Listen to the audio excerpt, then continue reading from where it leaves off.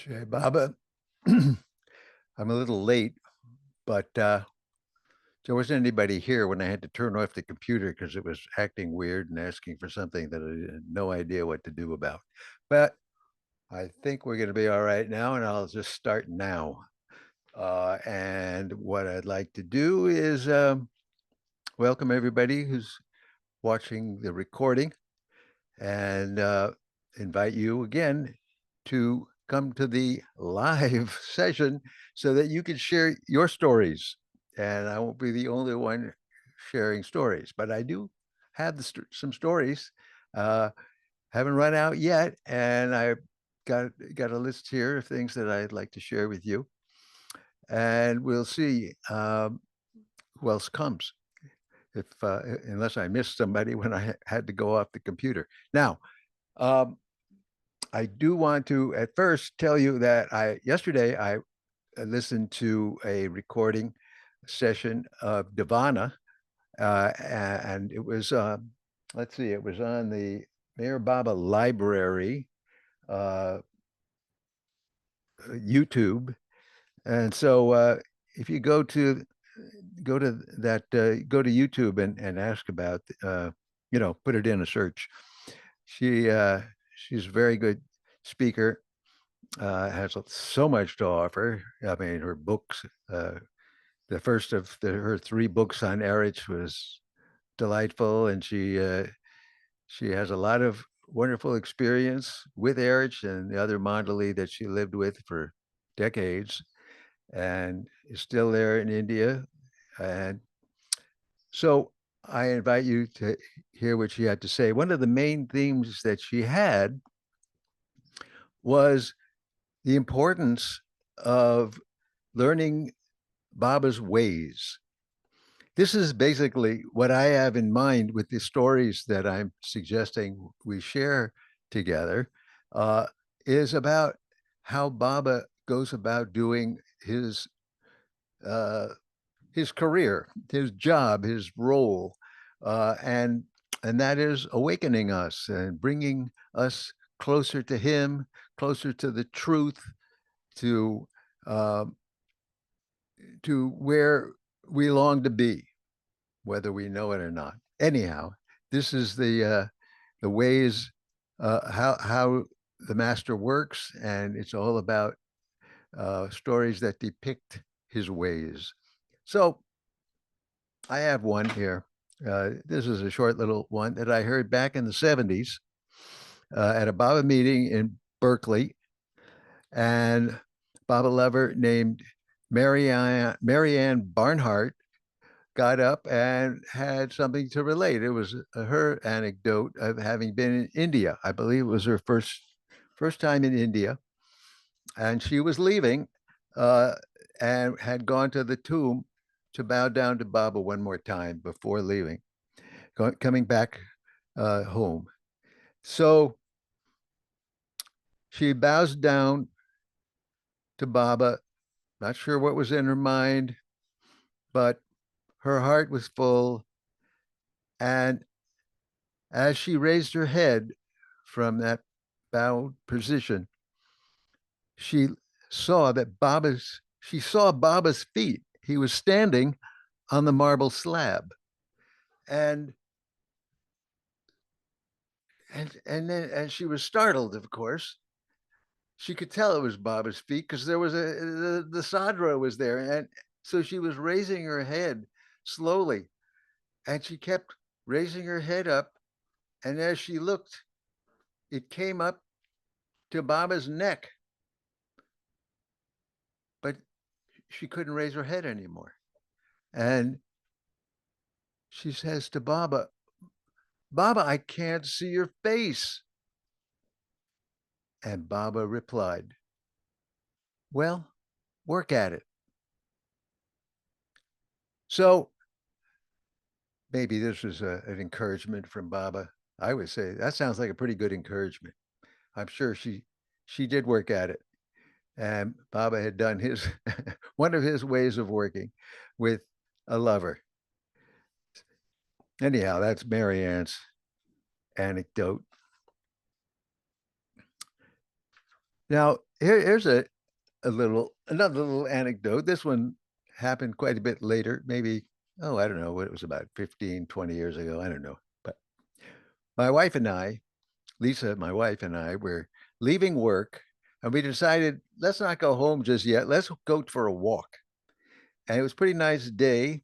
And our office was at uh, a place where there was the bay, the San Francisco Bay, and we decided we would walk along the bay. There was a nice paved road there, and it was a nice place to walk.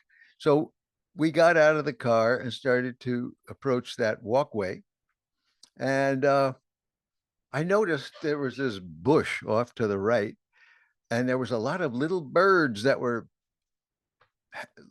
on it. They were like lighted on this bush and just really enjoying the whatever this bush was offering them. I don't know what it was, but they were thrilled to be there. And I was looking at them, and it dawned on me that I had thought about birds that day in some Baba context. I don't remember what it was. I don't even know if I remembered what it was that day, but I mentioned it to Lisa, and then as we started walking down the path, she said that she had seen a an article in the paper recently that about a woman who liked to feed the flocks of geese that would be flying by. For some reason, there were a lot of geese that used big flocks of geese that would fly by in this area, and sometimes they were a nuisance uh, for some people, and but nevertheless, Lisa enjoyed them, and she said, "I love geese," and she was thrilled that this woman was feeding them. And we used to have an artie in the morning on Sunday mornings. We did this in this house that we lived in for over 20 years. Every Sunday morning, we would have invite people to come over, and we'd do the RT. It was like 15, 20-minute RT, and then we'd hang out afterward. Um, but the point of that is that the geese would often, when they were in town, they would fly over right before we started the RT. And it was kind of a nice connection there, synchronicity in a way. Uh, and and that's another reason why Lisa was saying that she liked the geese. Now, so we were talking about that, and then we uh, we were just continuing walking down, and I looked up in the air. Something made me want to look up in the sky, and there I saw a nice little flock of geese, a nice little V-shaped. Uh, who knows? I don't know. Maybe it was like a dozen geese or something like that, and they were flying. I saw they were pretty far away, but I could tell that they were a flock of geese, and they were flying away from us, off to the right, and and kind of moving away from us. But when I pointed them out to Lisa, I said, "Look at that! Look at Baba brought you some geese to look at. Isn't that a nice coincidence?" Well, as we looked at the geese as they were flying away, they all of a sudden banked around so that they start, they started to make a U-turn and head back in more in the direction of where we were as we walked down this path. And in fact, not only were they did they make that turn, but they started. You could tell. I could tell that they were aiming right at us. They were coming our way, and they had been hundreds of feet up in the air, and they kept getting lower and lower and lower until they were exactly right over our heads. They came swooping down. It couldn't have been more than about 10 feet above our heads.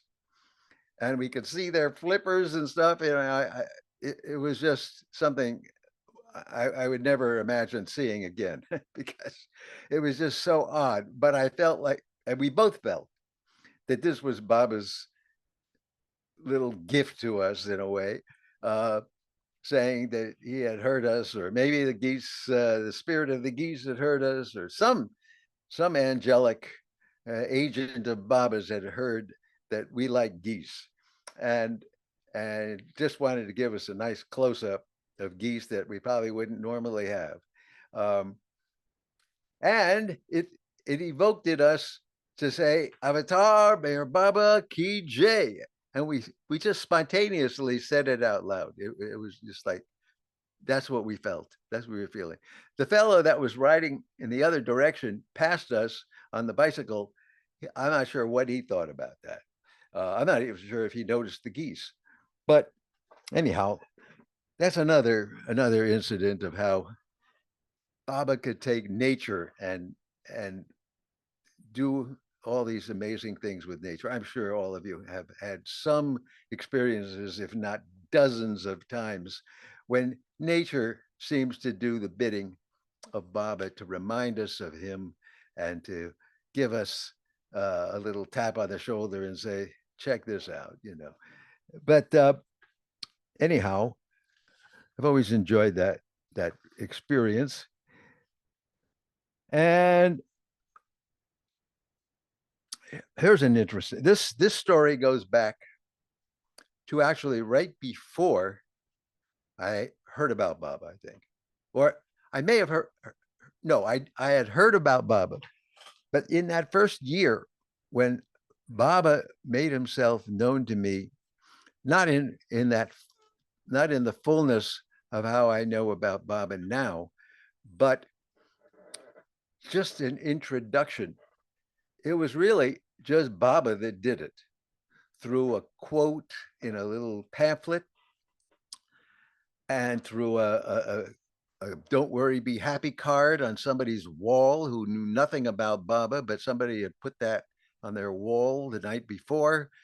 And I got a chance to see Baba's face for the first time. And uh, it wasn't until at the Atlanta Rock Festival in, I think, or June or July of 1970, that Eddie Luck happened to be there manning a Baba um, booth, so to speak, at the Atlanta Rock Festival and took me aside and told me something about Baba.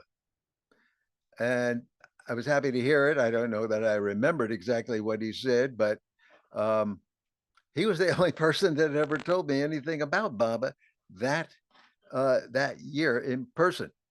Um, so I was relying on books and other and people telling me about things that Baba might be ready to tell me a little bit later.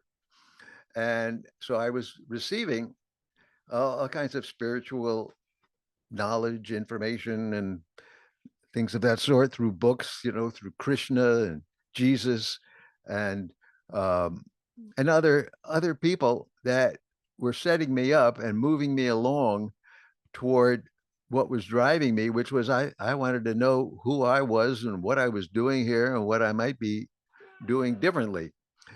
Uh, and of course, this was Baba's way with me. He just was taking me along, guiding me, and but I didn't really know that it was Baba, uh, not yet. So it was uh, it was the following year, by when it became 1971.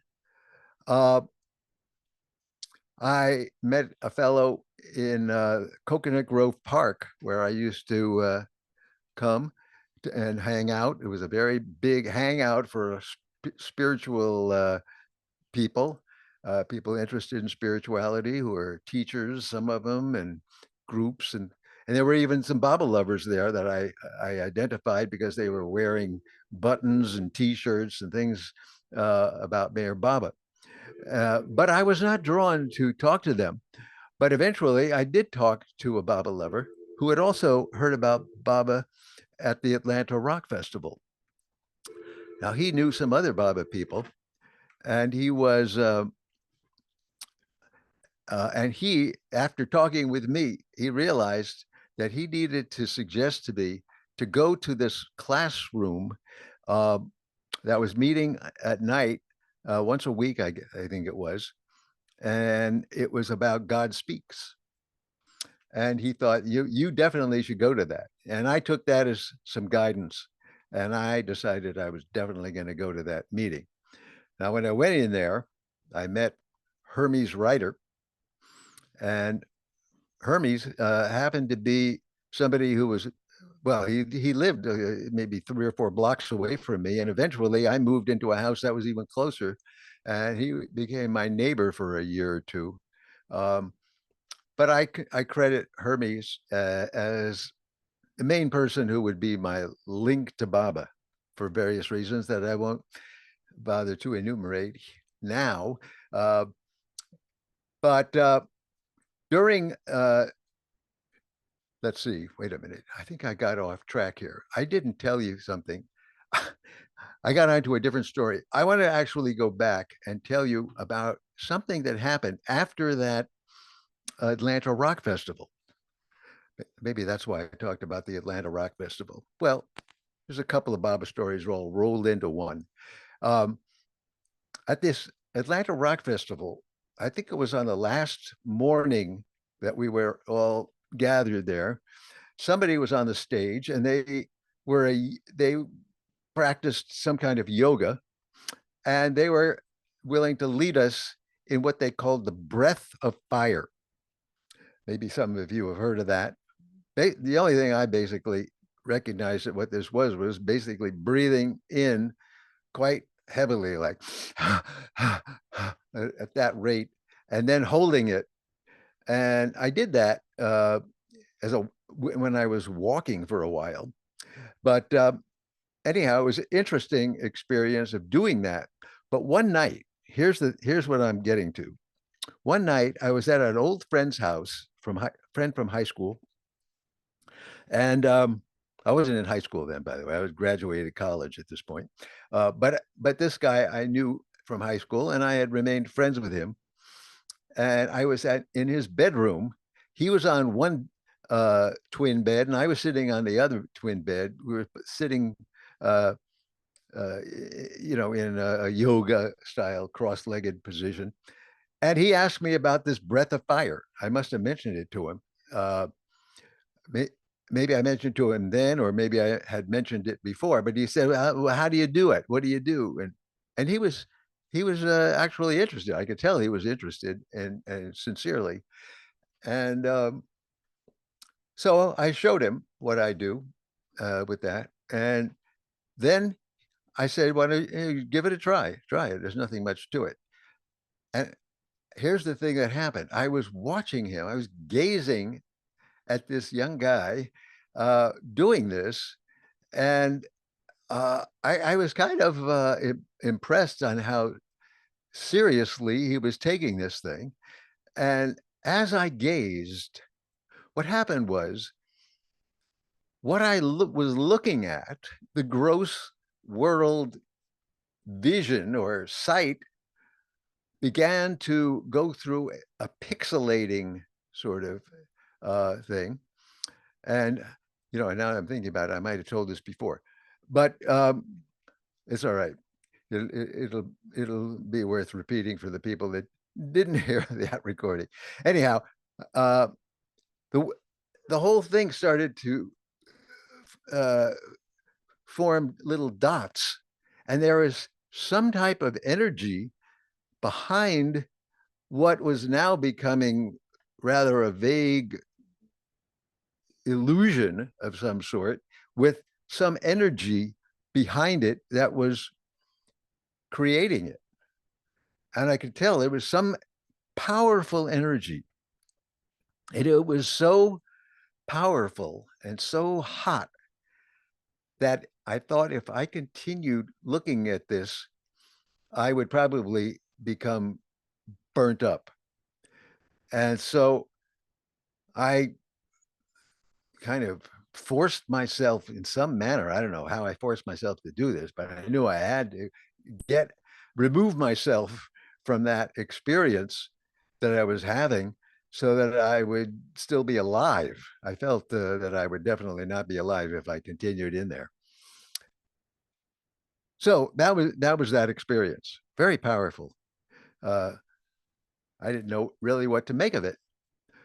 But now we go back to the God Speaks class.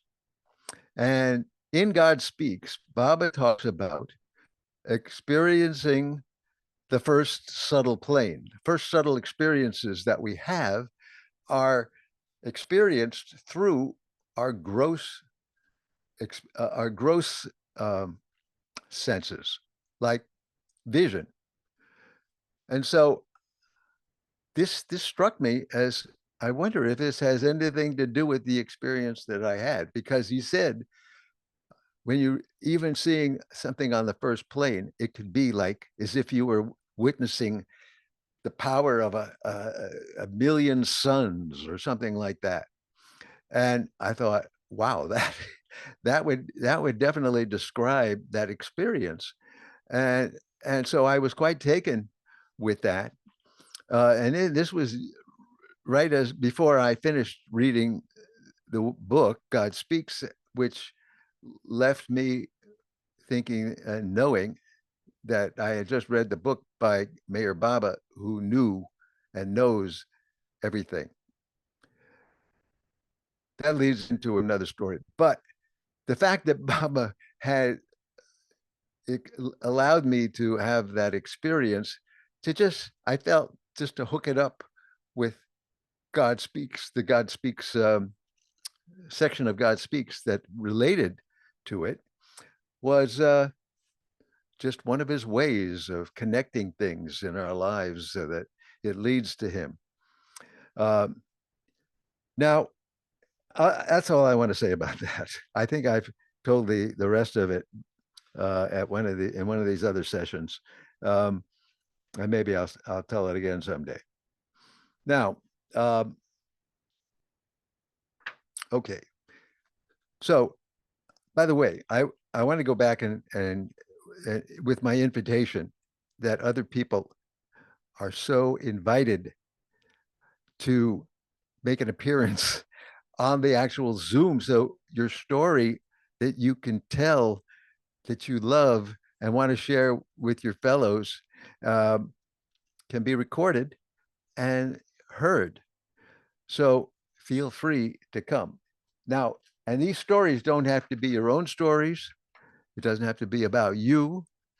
And you could just find a story in a book that you can read to us that you just absolutely love, and you and feel it depicts how Baba works with us and uh, lets us know about his ways, becoming familiar with his ways and loving how he shows his love and grace and guidance for us.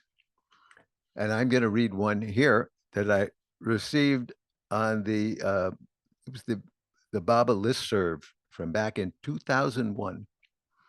Somebody sent this story in, and interesting story. It says, I was flipping through TV channels last night looking for something interesting to watch for a few minutes.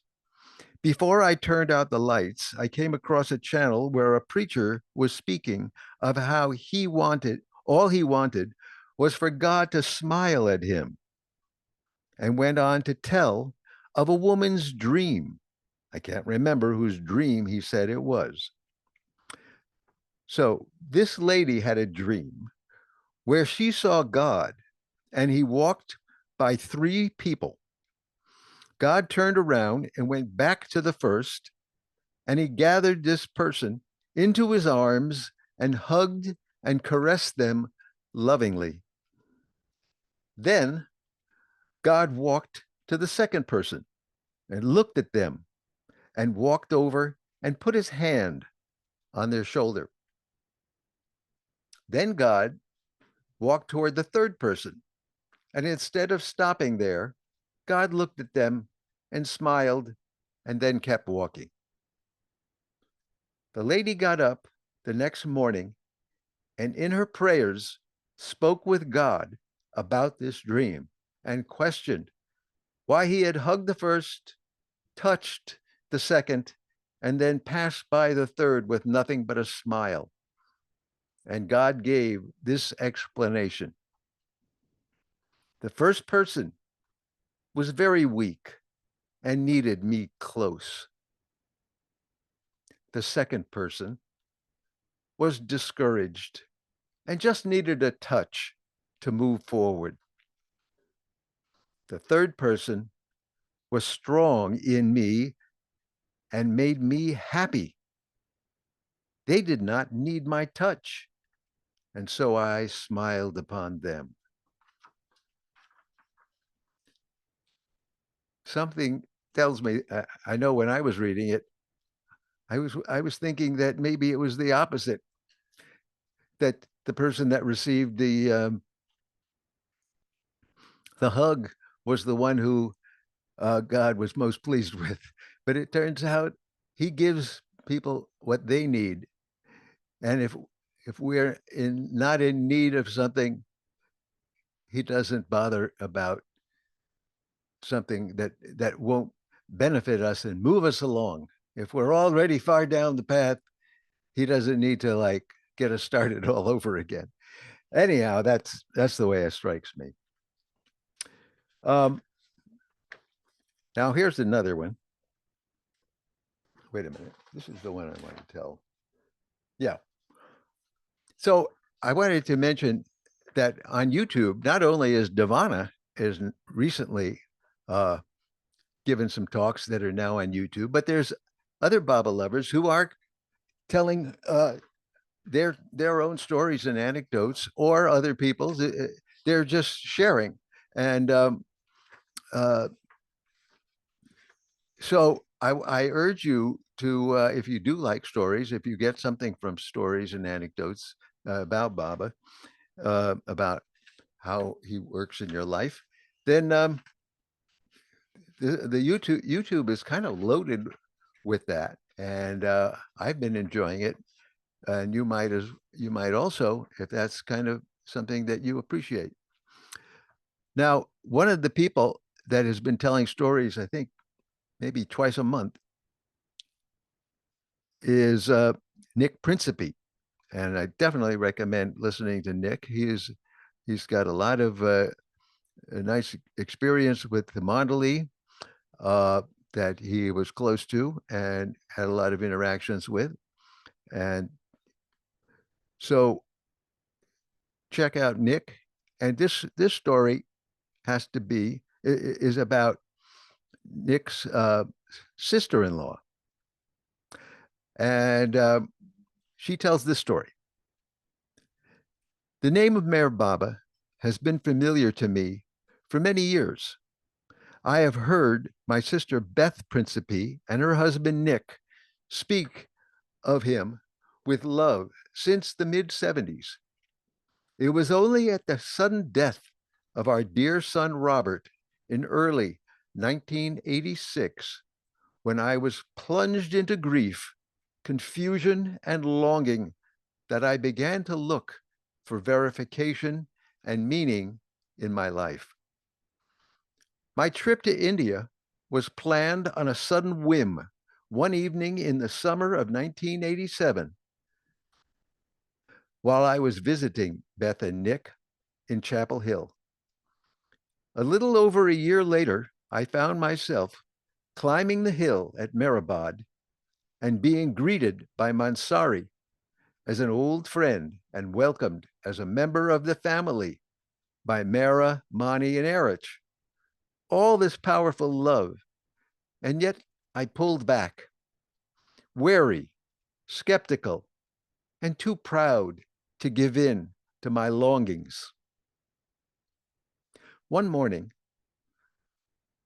while sitting in Mandali Hall, Rhoda Dubash told the beautiful story of the death of her son and Baba's love and uplifting presence during that sad time. I spoke to her about my confusion, and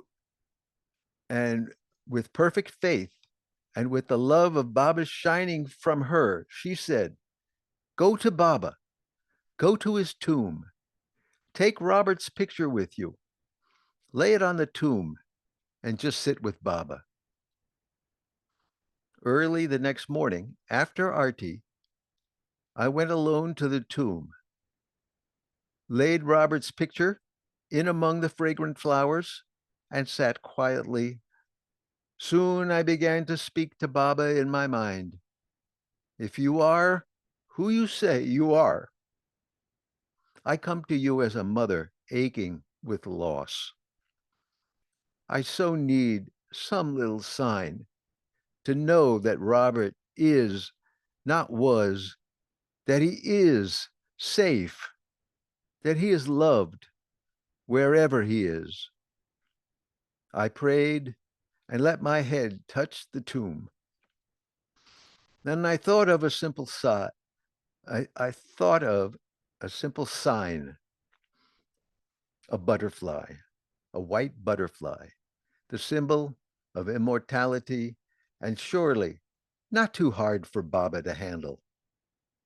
I even gave Baba an out if it was needed.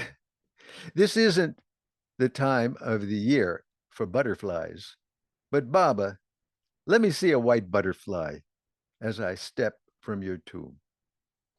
I walked into the quiet sunshine, slipped on my shoes, then bent to pick up a wrapper left from Prasad.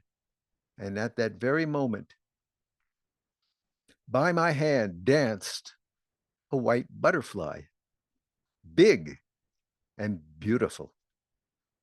As I walked slowly down the hill, it flitted in the sunshine, in the flowers and bushes beside me, all the way down, and only left as I reached the railroad tracks. This message of love and tenderness from Baba, so clear and so immediate, left me with peace and the sure knowledge that Robert is his, loved by him always, as we all are. Thank you, Pamela. Pamela Arsenault. Excellent story worth sharing. Very touching.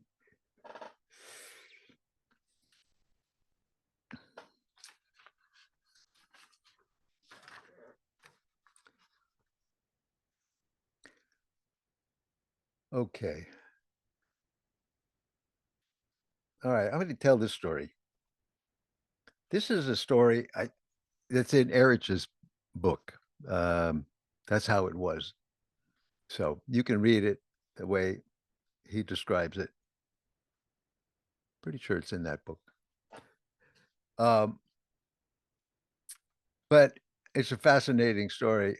In this case, it's not how Baba worked with somebody, but rather Muhammad, the Baba in the incarnation of Muhammad, the prophet. So the way I like to tell it,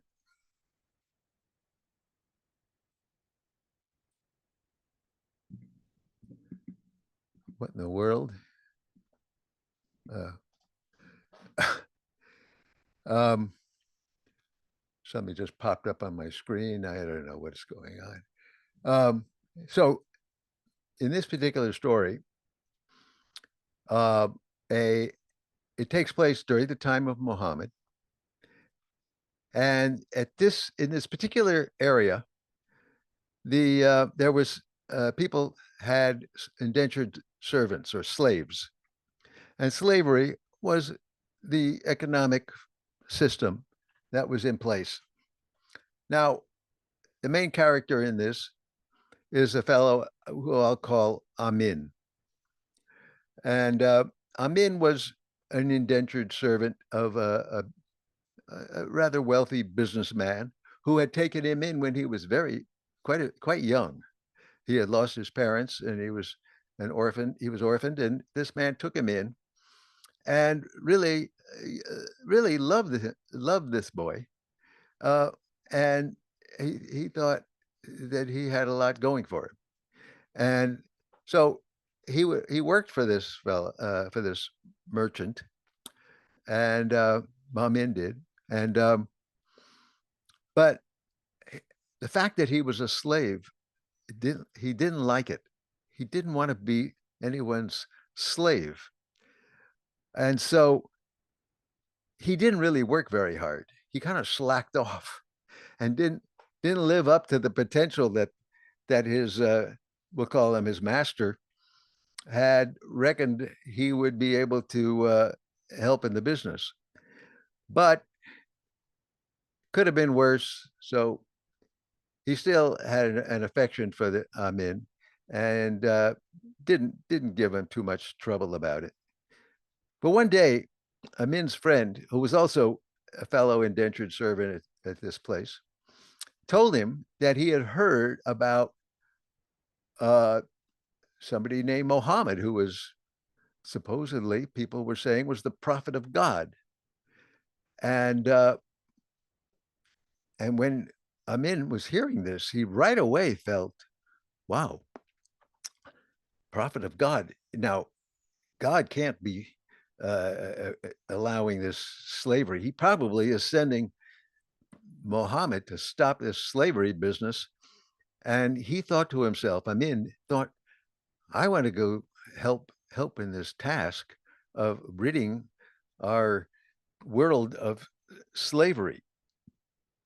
And so he decided to take off because he had heard that Muhammad was actually staying at a place that was not far from where he lived and where this business, his master's business was. So he stole away. He wasn't really supposed to be permitted to leave, but he did anyway. He took off and he found where Muhammad was staying, and he went to that place. And he asked if he could see Muhammad. Muhammad allowed it, and he came before Muhammad, and Muhammad asked him what he had come for and what his interest was.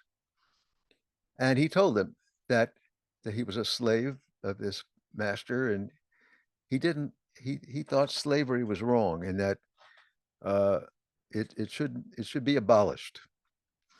And he thought Muhammad could bring that about, and that he would want to help in any way he could and be Muhammad's disciple. So Muhammad said, well, I can tell you that it would not be easy to be my disciple, uh, because it is very difficult to obey my instructions. But if you are willing, if you are willing to obey my instructions, then I will take you as my disciple. So Amin said, yes, I'm in, sign me up. Uh, so Muhammad said, okay, here's your instructions. What I want you to do is to go back where you live. And now, instead of not doing very much to help in this, in the person who is your master, so to speak, instead of undermining his business and not really contributing very much, I want you to do every possible thing you can think of to help make his business better and more profitable, and just a better situation for all concerned. And if you ever have any thoughts or ideas that could help him, I want you to feel free to tell him what your thoughts are. And Muhammad said, those are your instructions. Are you willing to take them on? And Amin was in shock, but he said, yes, he would. So on his way back, he was thinking, this is like the opposite of what he ever had thought of. But Muhammad had impressed him, and he wanted to see what would happen. what was there to do? He had taken the trouble to go see Muhammad. He had been accepted by Muhammad and was his disciple. He had to just carry out this rather weird instruction. So when he got back, he started acting way different than he had been before. And of course, the master, the businessman, noticed the changes and was thrilled because he knew all along that this fellow was intelligent and clever and wise, and that he could really help his business. And so it wasn't long after he changed his ways that he approached Amin was approached by the businessman and was told that he would like to make him uh, a manager of the other people that worked there. And so he thought he would take that on. And so he did well at that. And he was going along really well. And at one point, he thought to himself um, that he had some ideas of what might help the business be better. So he approached the master, and he told him that I have some ideas and thoughts that might help the business. He said, "Well, go ahead and tell me, what are your thoughts?" Because he had gained quite a bit of more trust in Ahmed. So he asked him, what are your thoughts? He said, "I think the workers would be much more apt to work hard and do a better job, and if they weren't meant to work such long hours. If you cut back the hours, I believe you'll see that you'll get even more production from them and accuracy in what they do than it is now. Plus, if you were to give them uh, better food than you've been offering lately, or since that you offer, then I believe also this will have an impact on what they do. And so these are my thoughts."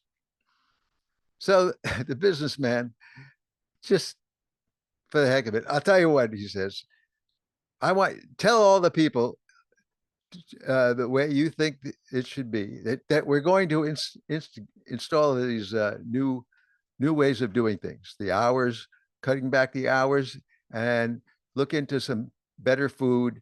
And let's try it for 6 months. And if what you say is true, that there is a success in how it all works out for the business, then we'll continue. And thank you for letting me know what your thoughts were." So they institute it. Within 4 or 5 months, the business is just taken a big step in a positive direction, and he's really excited, the businessman, and he's meeting with some of his colleagues, other businessmen of the area, and he can't resist. He has to tell these guys this news, and he tells them about these things, that the ideas that he has instigated, not instigated, but incorporated into his business. And they say, "What are you, crazy?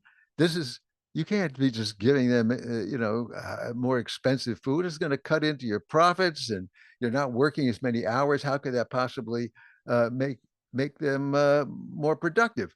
And he said, "You know, I had my doubts as well, but I guarantee you things are way better right now.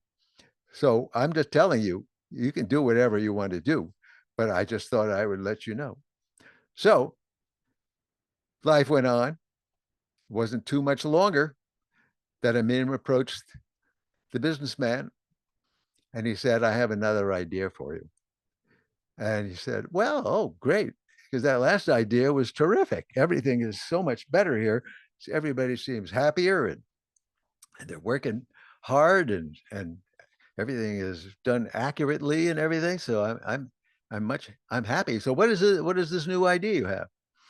He says, "The idea is that you should free all these people that are considered indentured servants or slaves, you should free them all to go and do whatever they want to do, and at the same time offer them all positions in the business as an employee status, so that they will take care of their own food and rules and things of that, of how they go about their lives, but are paid a wage in order to do that by doing the work ascribed to them. And the guy was rather shocked, but he said, "Well, I was rather shocked the last time, but it worked out. So, what the heck?" He says, "We're going to do it. Let everybody know that they're free to go their own way, whatever they want to do. I have no ties to them, but all of them are welcome to be here and work at their current jobs for a wage, and they can be considered an employee, and we'll see how it all works out." So, I mean, let everybody know. Few people left, most stayed, and the business flourished because of this new thing. So the next gathering of the businessman with his colleagues, who had actually, many of them had instituted his ideas from the first batch of Amin's ideas, and they were happy, and they were telling him, this has really worked out. He says, "Well, now I've got something even crazier, so to speak, except it's working just like the other way thing did." And he explained the whole idea of freeing the slaves and not bothering with that whole approach, and just allowing them to work there if they freely chose to, for a fair wage and an opportunity to make a living. So they did it. Many of them took it on and they tried it. And basically, in that area, the slavery thing began to be abolished. It was pretty much hardly anybody went in for it, because it was known around and conventionally considered a thing that really didn't work very well. And this other way was going to be an improvement. Now, because all the slaves were freed, Amin was free, and uh, he was an employee. I mean, a managerial employee of the businessman. And at this point, he heard that Mohammed was now around the area, and he wanted to go see Mohammed and tell him what had happened. He was pretty excited, and he thought Mohammed would want to know. And so he took some time off and he went to where Mohammed was. But by the time he got there, he had heard the news that Mohammed was probably, likely, on his deathbed. And this, he felt badly about it, but he had arrived. He hadn't heard that he had died. So when he got there, he explained that he had become a disciple of Muhammad, and he could, they could check with Muhammad about it, and he had some news that he wanted to give Muhammad.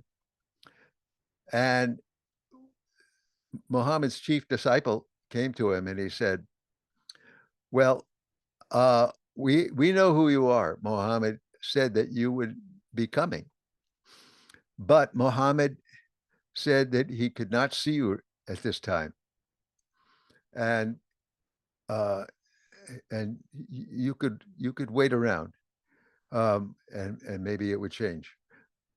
But and he did. He waited around, hopefully to see Muhammad and tell him what had occurred since he had become his disciple. And then the news came that Muhammad had died. Now he was really disappointed, and he couldn't figure it out as to why this was the case. But he figured, well, Muhammad knows. I may not know what was going on with this, but so he was around, and he was going to stick around for a little procession where Muhammad was going to be carried through the street and honored by those who wished to do that. And he stayed for that.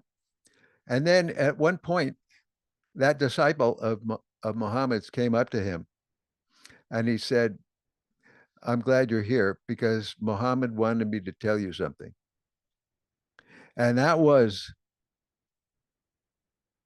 that Muhammad said you were a great disciple, that you were very obedient to his instructions, and he was very happy with you. And he wanted you to know the reason why he didn't allow you to come in when he was laying in his room, uh, ailing and almost ready to die. And even after he died, you weren't allowed to come in. He he requested that, and he did so because there were other people that were in the room that were close to Muhammad, but not quite as close as you. And the reason he didn't want you to come in was he said that your presence, physical presence, would have caused him to come back into his body so that he could give you a warm embrace. He wouldn't have been able to resist and tell you how much he appreciated what all you had done.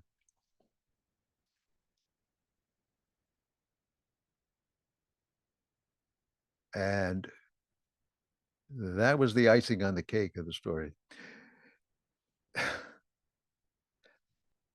Interesting how that played into that other one where God hugs the one who really needed it, but maybe this kid, Amin, really needed a hug.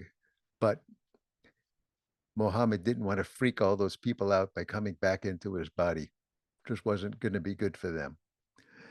And he knew that Amin would be appreciative of what Muhammad's choices were.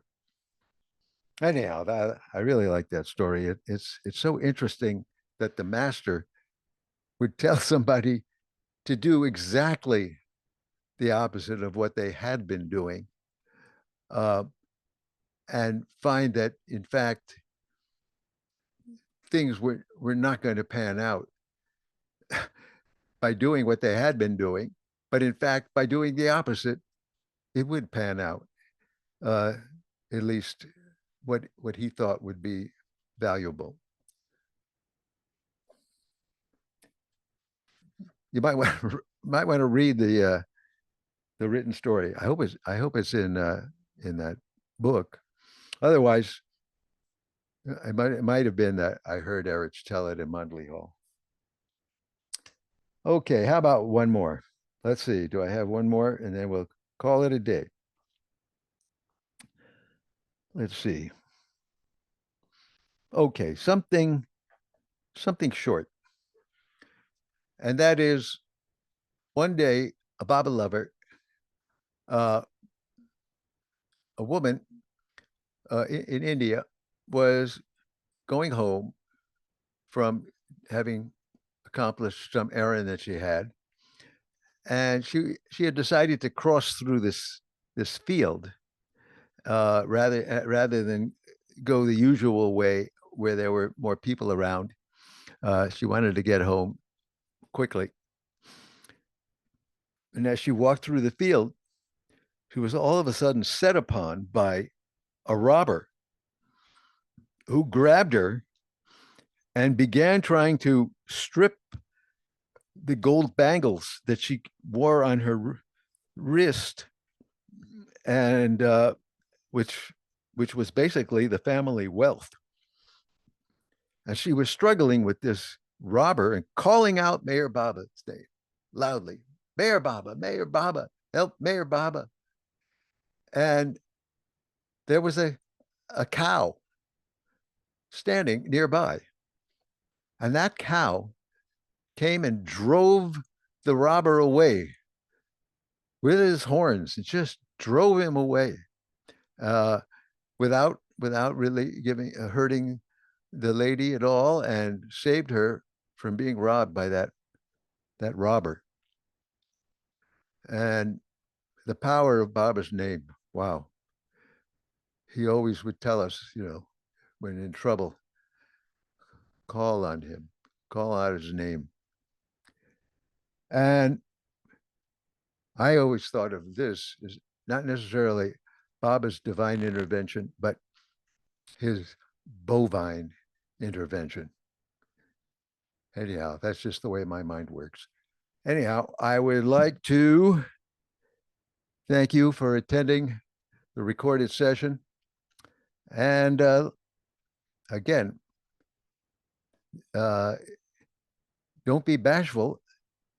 Take an opportunity. Let's record your favorite stories of how Baba works in your life or in anybody else's life that inspires you and touches your heart, as it's his ways. His ways are good to remember. So, Jai Baba, and we'll see you next time.